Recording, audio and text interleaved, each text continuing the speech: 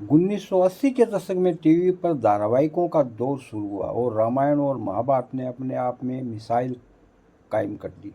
खासकर महाभारत के प्रोडक्शन में कास्टिंग को लेकर असल में काफ़ी हलचल हुई। इतने बड़े प्रोजेक्ट में कई नाम सामने आए, भूमिकाएं बदली और कई बार कास्टिंग की दिशा ही बदल दी गई। ऑडिशन के बाद हजारों लोगों में चुनकर शुरुआती सूची बनाई गई थी। धीरे धीरे ये संख्या घटती चली गई और ऐतिहासिक रूप से चुने जाने वाले प्रमुख किरदारों के लिए कई दौरों के अंतिम चयन हुआ। इंडस्ट्री के कई जाने माने चेहरे इस प्रक्रिया में आए। कुछ को किसी किरदार के लिए चुना गया, कुछ को दूसरे रोल के लिए, और कई बार पहले चुने गए कलाकारों की जगह बाद में किसी और को दे दी गई।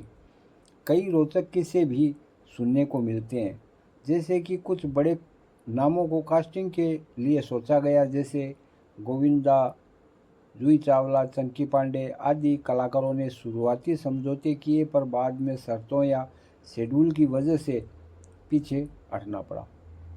उदाहरण के तौर पर कहा जाता है कि जूही चावला का द्रौपदी के लिए नाम चल रहा था, लेकिन उनकी फिल्मों के कारण वह ये काम नहीं कर पाई और अंत में उस भूमिका के लिए रूपा गांगुली का चयन हुआ। गोविंदा को कथित तौर पर अभिमन्यु जैसा किरदार ऑफर हुआ था, किंतु फिल्मों की व्यस्तता और हालात के कारण वह इस प्रोजेक्ट में आगे नहीं रहे। बाद में वही भूमिका किसी और को मिली।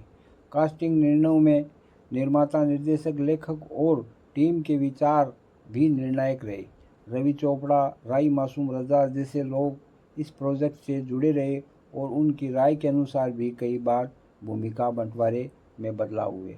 मुकेश खन्ना जैसे सकारात्मक और प्रभावशाली चुनौतियों के बाद भी अंततः कुछ किरदारों ने हमारी उम्मीदों से बढ़कर पहचान बनाई और जिसने भी भूमिका निभाई उसने उसे अपनी ताकत से उभारा।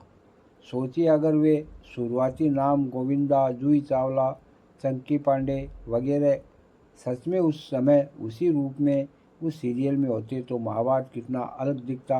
पर जिस तरह जो कलाकार अंततः मिले, उन्होंने उन किरदारों को अपना रूप दिया और वही हमें आज भी याद है।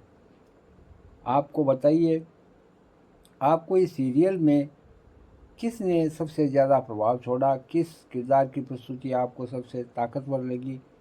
जय हिंद, जय भारत।